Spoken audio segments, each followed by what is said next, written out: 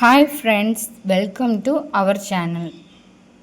Indian நேவியிலேருந்து ஒரு புது ஜாப் நோட்டிஃபிகேஷன்ஸ் வந்திருக்கு. அஃபிஷியலாக வந்திருக்கு. இதோடைய ஆன்லைன் அப்ளிகேஷன் டேட் அப்ளை பண்ணுறது என்ன 8 ஃபெப்ரவரி. 8 ஃபெப்ரவரியில் ஸ்டார்ட் ஆகிட்டு ஏற்கனவே. லாஸ்ட் டேட் என்னென்னா 25 ஃபெப்ரவரி. இன்னும் கொஞ்சம் நாள் தான் இருக்குது. கூடிய சீக்கிரம் அப்ளை பண்ணிடுங்க.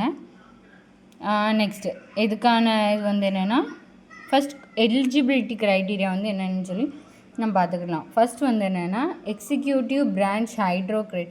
இந்த இதோடைய எலிஜிபிலிட்டி க்ரைட்டீரியா என்னென்னா, இது இன்னும் மோஸ்ட்லி என்ன இன்ஜினியரிங் படித்தவங்க, பேச்சுலர் ஆஃப் டெக்னாலஜி, வேறு குவாலிஃபிகேஷன் டிகிரி இந்த மாதிரி முடித்தவங்கலாம் என்னென்னா எடுத்திருக்காங்க அப்படின்னு சொல்லி எம்எஸ்சி இந்த மாதிரி படிச்சிருக்கோங்க. இந்த எக்ஸிக்யூட்டிவ் பிரான்ச்சில் என்னென்னா பிடெக் முடிச்சிருக்கணும். மினிமம் 60% மார்க் இருக்கணும். அதுக்கு என்ன 60 வேகன்சிஸ் இருக்குது. மென் உமன் 2 பேரையும் சேர்த்து தான் எடுக்காங்க அப்படின்னு சொல்லிட்டு. வேறு இது என்னென்னா அதோடைய டேட் போட்டிருக்காங்க. இந்த டேட்டில் இருந்து 2001 2006 அவங்களுடைய டேட் ஆஃப் பர்த் இருக்கணும் அப்படின்னு சொல்லிட்டு. அப்புறம் பைலட்டான வேகன்சி, அப்புறம் நேவல் ஏர் ஆப்ரேஷன் ஆஃபீஸர்ஸ், அப்புறம் air traffic controller, logistics, education இந்த மாதிரி நிறைய கொடுத்துருக்காங்க. அதோடைய வேகன்சிஸ் லிஸ்ட் எவ்வளோ, மென் எவ்வளோ, உமன் எவ்வளோ, அப்புறம் அவங்களுடைய டேட் ஆஃப் பர்த் எதுக்குள்ளே இருக்கணும் அப்படின்னு சொல்லி எல்லாத்தையுமே செப்பரேட்டாக கொடுத்துருக்காங்க. இதில் நீங்கள் எப்படி அப்ளை பண்ணணுன்னா, உங்களுக்கான அந்த பிரான்ச்சை பார்த்துட்டு உங்களுக்கு என்ன இது வேணும் அப்படின்னு சொல்லி நீங்கள் பார்த்து செலக்ட் பண்ணிட்டு அதோடைய mark, date of birth, vacancies இந்த இதெல்லாம் பார்த்து கரெக்டாக பார்த்து அப்ளை பண்ணிக்கோங்க. நெக்ஸ்ட் என்னென்னா இன்ஜினியரிங் பிரான்ச், அப்புறம் எலக்ட்ரிக்கல் பிரான்ச், நேவல் கன்ஸ்ட்ரக்டர் இந்த மாதிரி நிறைய கொடுத்துருக்காங்க.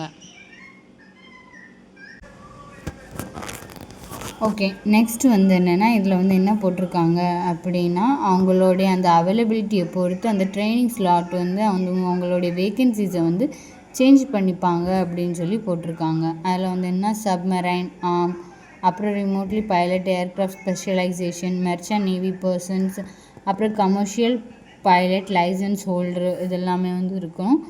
அதுக்கப்புறம் என்ன என்சிசி சர்டிஃபிகேட்டில் என்சிசி அந்த கேண்டிடேட் பர்சன்ஸ் இருப்பாங்களா, அவங்களுக்கு என்னென்னா சி சர்டிஃபிகேட் இருக்கணும் அப்படின்னு சொல்லி போட்டிருக்காங்க. சி சர்டிஃபிகேட் இருந்தால் 5% என்னென்னா கட் ஆஃப் மார்க்ஸ் என்னென்னா அவங்களுக்கு கிடைக்கும் அப்படின்னு சொல்லி போட்டிருக்காங்க. நெக்ஸ்ட் என்னென்னா எப்படி அப்ளை பண்ணணும் அப்படின்னு சொல்லி போட்டிருக்காங்க.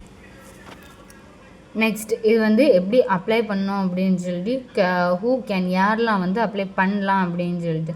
இப்போ என்ன கிராஜுவேட், யூஜி பிஜி முடித்தவங்க இருப்பாங்களா, அவங்க என்ன மினிமம் 60% மார்க் இருக்கணும். அவங்களுடைய மார்க்கை என்ன சிஜிபிஏ அந்த மெத்தடில் என்ன கால்குலேட் பண்ணி போட்டுக்கணும் அப்படின்னு சொல்லி போட்டிருக்காங்க. நெக்ஸ்ட் இன்ஜினியரிங் முடித்தவங்க, டிகிரி இன்ஜினியரிங் முடித்தவங்க அவங்களும் என்ன மினிமம் என்ன 60% மார்க் இருக்கணும் அப்படின்னு சொல்லி போட்டிருக்காங்க. இது வேறு ஏதாச்சும் யூனிவர்சிட்டியில் படிச்சிருந்தாங்க, ஃபாரின் யூனிவர்சிட்டி இல்லை காலேஜில் இன்ஸ்டிடியூஷனில் படிச்சிருந்தாலுமே 60% மார்க் இருக்கணும். சிஜிபிஏயில் என்னென்னா அவங்களுடைய மார்க் என்ன கால்குலேட் பண்ணியிருக்கணும் அப்படின்னு சொல்லி போட்டிருக்காங்க. நெக்ஸ்ட் ஓகே, நெக்ஸ்ட் இதில் என்ன போட்டிருக்காங்க அப்படின்னா, அவங்களுடைய எஜுகேஷன் குவாலிஃபிகேஷன் என்ன ஃபுல்ஃபில்லாக என்ன ஃபில் பண்ணியிருக்கணும் அப்படின்னு சொல்லி போட்டிருக்காங்க. இதையுமே மிஸ் பண்ணக்கூடாது அப்படின்னு சொல்லிட்டு. அதுக்கப்புறம் என்னது specified number of candidate based on service requirement. அவங்களுடைய சேலரி என்னென்னா யாருக்கு பைலட் NAO அலவுன்ஸ் அவங்களுடைய சேலரி எவ்வளோ இருக்குன்னா 31,500 இருக்கும். அவங்களுடைய ட்ரைனிங் பீரியட் என்ன முடிஞ்சதும் அப்படின்னு சொல்லிட்டு. அதுக்கப்புறம் என்ன chance of medical hospital center is not permeable. Next tattoo height இந்த இதெல்லாம் என்னென்னா தனித்தனியாக பார்ப்பாங்க. அதுக்கப்புறம் என்ன செலெக்ஷன் ப்ரொசீஜரில் என்னென்னா செலெக்ஷன் ப்ரொசீஜரில் ஃபஸ்ட்டு அவங்களுடைய மார்க் பார்ப்பாங்க. அது என்ன 60% இருக்கா அப்படின்னு சொல்லிட்டு. குவாலிஃபைங் டிகிரி அந்த சர்டிஃபிகேட்ஸ் அவங்களுக்கு என்ன வேணும். அப்புறம் பிடெக் முடித்தவங்க, பிஜி முடித்தவங்க இது எல்லாமே என்ன அவங்களுடைய மார்க்கை பொறுத்து என்ன பார்த்து தான் செலக்ட் பண்ணுவாங்க அப்படின்னு சொல்லி. வேறு இப்போ நீங்கள் அப்ளை பண்ணி முடிச்சிட்டிங்க அப்படின்னா அதுக்கப்புறம் உங்களுடைய இமெயில் ஐடியோ நம்பரையோ சேஞ்ச் பண்ணாதீங்க அப்படின்னு சொல்லி மென்ஷன் பண்ணியிருக்காங்க. நிறைய இதில் மென்ஷன் பண்ண மாட்டாங்க. ஆனால் அப்படி மென்ஷன் பண்ணுறது தான் நல்லது. சில பேர் வந்து என்னென்னா சேஞ்ச் பண்ணிடுவாங்க. அப்புறம் வந்து அவங்க செலக்ட் ஆகிட்டாங்களா ஆகலையா, இல்லை எதுவும் நோட்டிஃபிகேஷன் வரணுன்னா கூட வந்து என்னென்னா வராது. ஏன்னா மொபைல் நம்பர் எதுவும் சேஞ்ச் பண்ணுறதுனால அவங்களுக்கு வந்து என்ன அதை பற்றி எந்த அப்டேட்டுமே இருக்காது அப்படின்னு. அதனால தான் சேஞ்ச் பண்ணாதீங்க.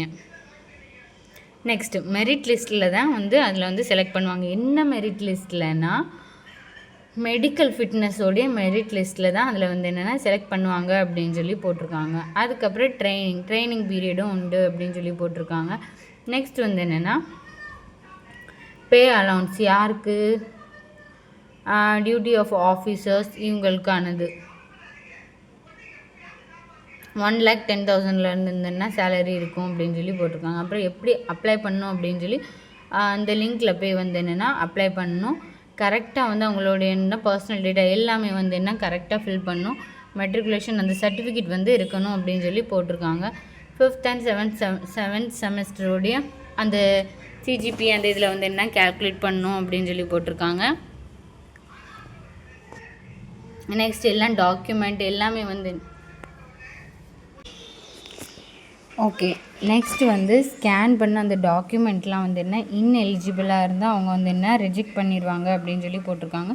அப்புறம் வந்து என்ன எஸ்எஸ்பி இன்டர்வியூக்கு போகும்போது அவங்களுடைய அப்ளிகேஷன் அந்த இது வந்து என்ன பிரிண்ட் அவுட் எடுத்துகிட்டு போகணும் அப்படின்னு சொல்லி போட்டிருக்காங்க. நெக்ஸ்ட்டு வந்து என்னென்னா இந்த இது எல்லாத்தையும் வந்து என்ன கிளியராக வந்து ரீட் பண்ணிக்காங்கன்னு சொல்லி போட்டிருக்காங்க. நெக்ஸ்ட் அந்த எஸ்எஸ்பி செலெக்ஷனில் வந்து மெடிக்கல் டெஸ்ட் நடக்கும், ட்ரைனிங் நடக்கும், இந்த மாதிரி வந்து என்ன நிறைய நடக்கும். அதில் வந்து என்ன அவங்க வந்து என்ன ட்ரக்ஸ் யூஸ் பண்ணுறாங்களா அப்படின்னு சொல்லி அவங்க வந்து என்ன செக் பண்ணுவாங்க. ஒருவேளை அவங்க ட்ரக் யூஸ் பண்ணியிருந்தாங்க அப்படின்னா, இல்லை ட்ரக் யூஸ் பண்ணியிருக்காங்க அந்த டைமில் அப்படின்னா அவங்கள வந்து என்ன ரிஜெக்ட் பண்ணிடுவாங்க அப்படின்னு சொல்லிட்டு. வேறு அதுக்கு முன்னாடி அவங்க வந்து என்ன இந்தியன் நேவியில் இருந்தாங்க அப்படின்னாலும் ரிஜெக்ட் பண்ணிடுவாங்க. 2வது வாட்டி வந்து எடுக்க மாட்டாங்க அப்படின்னு சொல்லி போட்டிருந்தாங்க. அதுக்கடுத்து வந்து என்ன லாஸ்ட்டாக வந்து என்னென்னா உங்களுடைய இதில் வந்து என்னென்னா ஏதாச்சும் இன்எலிஜிபிள் இல்லை இன்வேலிட் ஏதாச்சும் ஒரு பாயிண்ட் வந்து என்ன இன்எலிஜிபிள் இன்வேலிடாக இருந்தாலுமே வந்து என்ன ரிஜெக்ட் பண்ணிடுவாங்க. கரெக்டாக பார்த்து அப்ளை பண்ணிக்கோங்கன்னு சொல்லுவாங்க. ஒரு வாட்டி அப்ளை பண்ணால் 2வது வாட்டி வந்து என்ன திரும்ப அப்ளை பண்ண முடியாது அப்படின்னு சொல்லி போட்டிருக்காங்க. நெக்ஸ்ட் உங்களுக்கு ஆன்லைனில் அப்ளை பண்ணோம் அப்படின்னா இதை வந்து ஸ்கேன் பண்ணிக்கோங்க. இந்த QR கோடை வந்து ஸ்கேன் பண்ணிங்கன்னா இதில் வந்து நம்ம வந்து அப்ளை பண்ணிக்கலாம். தேங்க்யூ.